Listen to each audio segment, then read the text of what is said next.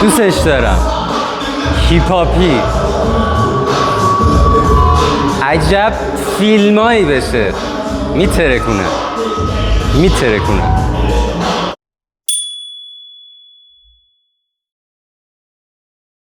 سلام و درود، امیدوارم حالتون خوب باشه. امروز اومدیم با تست و بررسی آودی Q5 ایترون 2024 0 کیلومتر. همونطور که میدونید توی این پیج قراره که تست و بررسی ماشینا رو بذاریم، اما به صورت خاص، به صورت جدی، به صورت فان، به کمک علی ملک. سلام جاکرم. سلام گل پسر. خیلی جالبه. از همین ظاهر جذاب دوست داشتنیش میخوام شروع بکنم که یه توضیحاتی در مورد آپشن های این ماشین هم داره میده. این فیس این ماشین از اونجایی که در نسخه فول تیر خلاصشه، چراغ ماتریکسی رو داره، چراغ شور رو داره و بلک پکیجی که مشاهده میکنید، لوگوی جلو رادارشه، دوربین 360، دوربین ثبت وقایع و اون حالا جلو پنجره پیوسته جلو که مربوط به ماشین‌های پلاگین هایبرید و تمام برقی هست که توی آودی میشه ایترون. توی فیس این ماشین مشاهده میکنید و خب حالا فضای بسته‌ای که روی سپر یا به قول این خارجکی با کلاس بامپر جلوی ماشین میتونید ببینید. و دیگه چی بگم من از جذابیت چراغ ماتریکسی این ماشین که اصلا نگاش کنید، امیدوارم که نشون بده. بله دمش گرم، مرام گذاشت. خیلی جذابه، خیلی جذابه. این ولکام لایت جلوشه، ولکام لایت پشتش هم براتون نشون میدیم.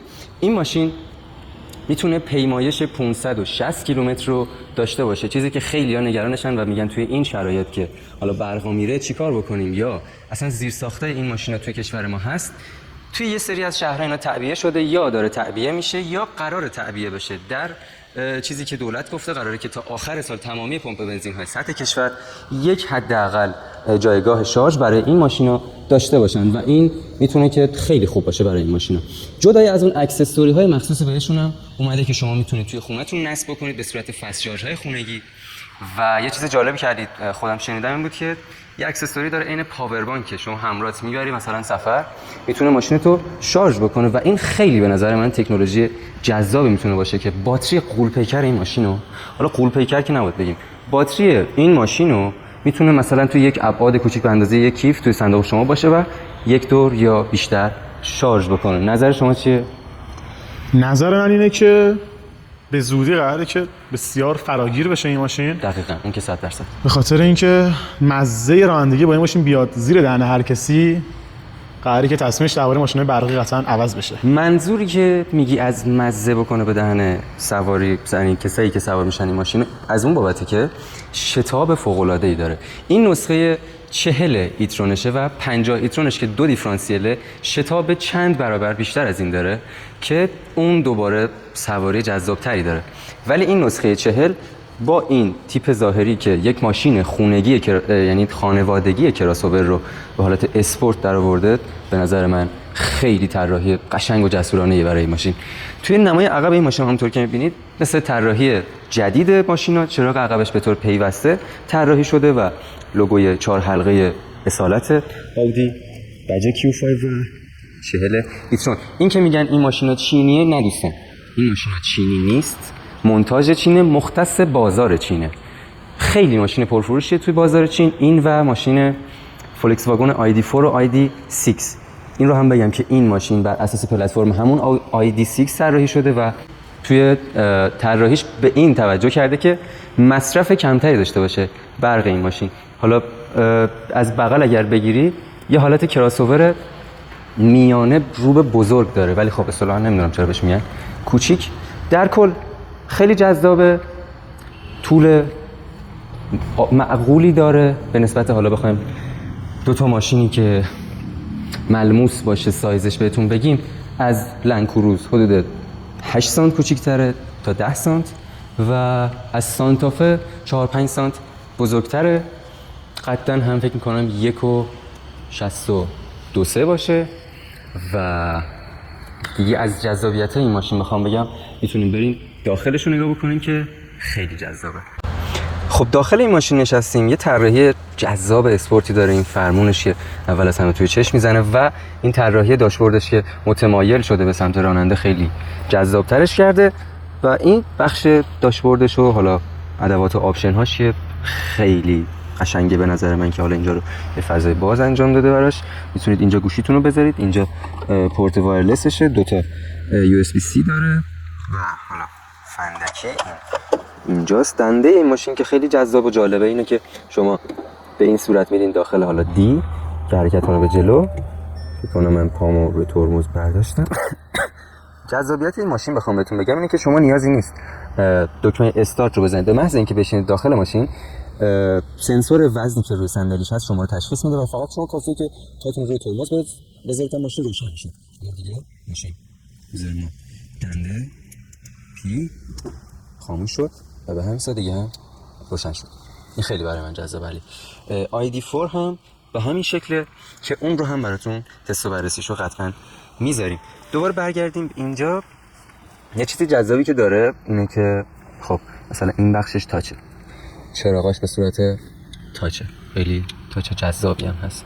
سقف پانورامای جذاب بزرگی که داره و باز هم میشه، خیلی این جذاب. اصلا شما نگاش کن، عشق کن، اصلا خیلی دوست داشتنیه، خیلی خیلی خیلی.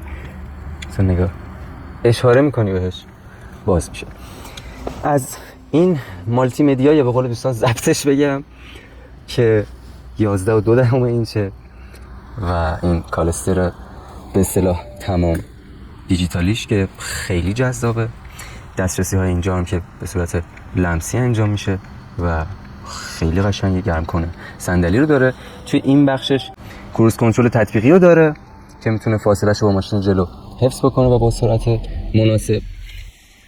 بخش هد اپ دیسپلیش رو میبینید که خیلی قشنگ و جذابه و بالاخره حالا ماشین‌های امروزی دارن اون قسمت ساب جلو و فضای باز اینجا رو خیلی اینجا بزرگه. خیلی خیلی من دستو بچسبون بشه. دستمو بچسبونم نگاه کنید. این آرنج من که اینجا باشه کامل اینجا اومده. متریال بسیار دوست داشتنی داره. چی میگه باتریش داره ارور میده. بعد بزنمش به شارژ. الهی بگردن اینا برقا نره شانس بیاریم. متریالش رو داشتم میگفتم. متریال خیلی دوست داشتنی داره. علل خصوص توی این نسخه که فول کاملشه روی درا و صندلیاش جیر کار شده. خیلی جذابه، خیلی خیلی جذابه. بذارید من از اینجا صندلیشو نشون بدم. صندلیش هم یه حالت اسپورتی داره که واقعا دوست داشتنی تر کرده این ماشینو. ببخشید این ماشین سیستم صوتی فوق العاده ای داره.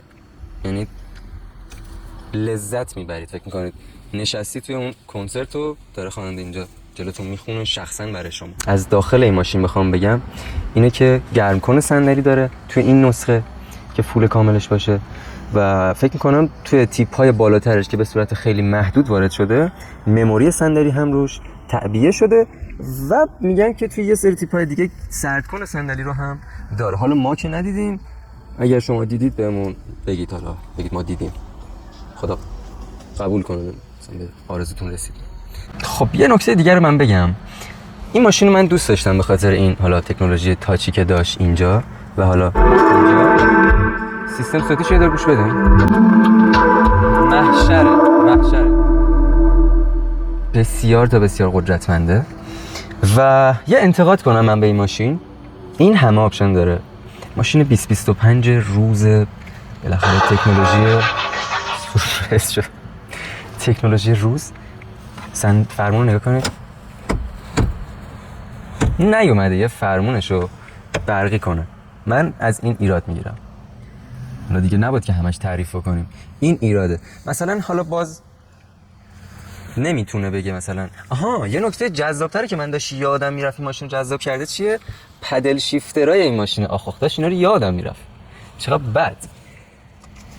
اصلا صداشو گوش کنید. خیلی نرمه. اینم بهتون بگم که روی آینه این ماشین رادار نقطه کورش اینجاست که به شما آلارم میده و تنظیمات آینه‌ش هم به این صورته که حالا این بیزبیلک اینجا رو یا جویستیکشو میچرخونید اینجوری جمع میشه، اینجوری باز میشه و یک گرمکن آینه هم داره. دیگه اینجا چیزی نداره. ردیف دومش هم خیلی جذابه. 2 باند روی هر در، جیری که توی این قسمته و این قسمت پلاستیکی چه پلاستیک نرمتر، این دستگیری در دوباره حالا خیلی راحت میتونید سوارش بشید. صندلی جلو دادم عقب، همچنان میبینید که فضای خیلی خوبی داره جلو، سر هم همینطور. و این رو هم بگم که به این صورت هم شما میتونید صندلیشو کنترل بکنید. توی این قسمتش دو تا USB-C گذاشته با یه پورت 12 ولت و دو تا دریچه کولر رو. دیگه چیزی نداره که بگم، فقط این که توی نسخه فکر میکنم تیپ 6ش که خیلی خیلی خیلی خیلی محدوده، این ردیف دومش دو تا صندلی داره و این ردیف وسط رو نداره، اینجا دستگیره داره.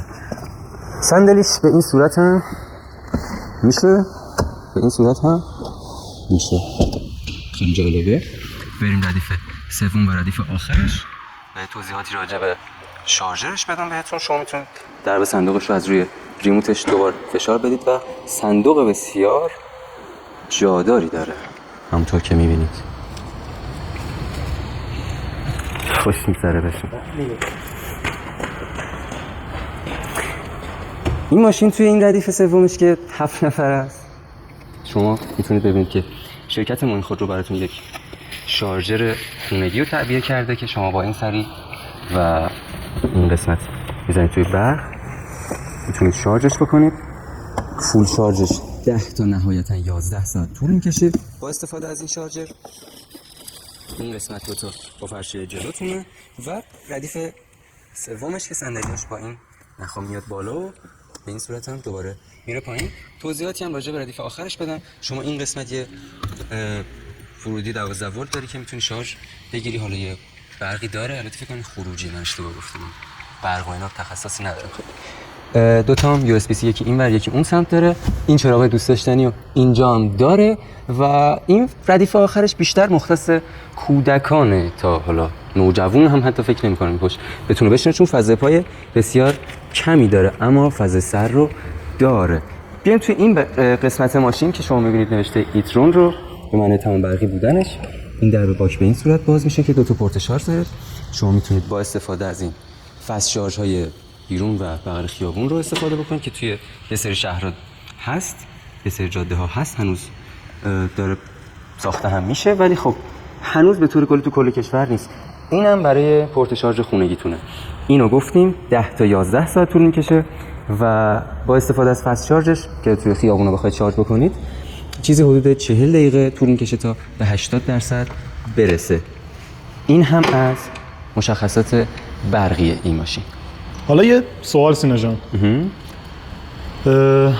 ما پارکینگمون انقدر ارتفاع سقفش بلند نیست اندازه این صندوق و قطعا این مورد برای خیلی هستش. خیلی اومده بالا و یه آپشن خیلی جالبی ماشین داره دقیقاً. که میتونیم تنظیمش بکنیم در صندوق. شما میتونید صندوق رو تنظیم کنید. من سقف خونه مثلا کوتاهه، سقف پارکینگم کوتاهه و میخوام اینجا قفل باشه، میام اینجا این دکمه رو نگه میدارم و ماشین یه صدایی میده، جفران ما رو میزنه و اینجا فیکس میشه و ما اینجا حالا ماشین میدیم سقف درش رو بالا، همینجا کیپ میشه.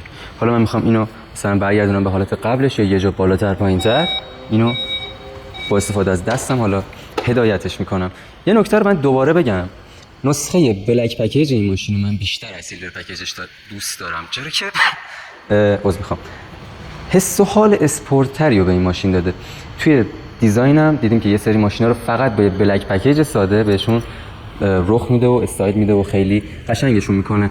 توی نمای کلی این ماشین و جلوی شیشه‌اش میتونید دوربین ثبت وقایع و رادار حالا جلوشو ببینید. رادار جلوش البته این قسمته، یه سری رادارایی که اونجا هست مثل سنسورهای بارون و نور، سقف پانوراما و در این قسمتش هم که گفتیم به چه صورته.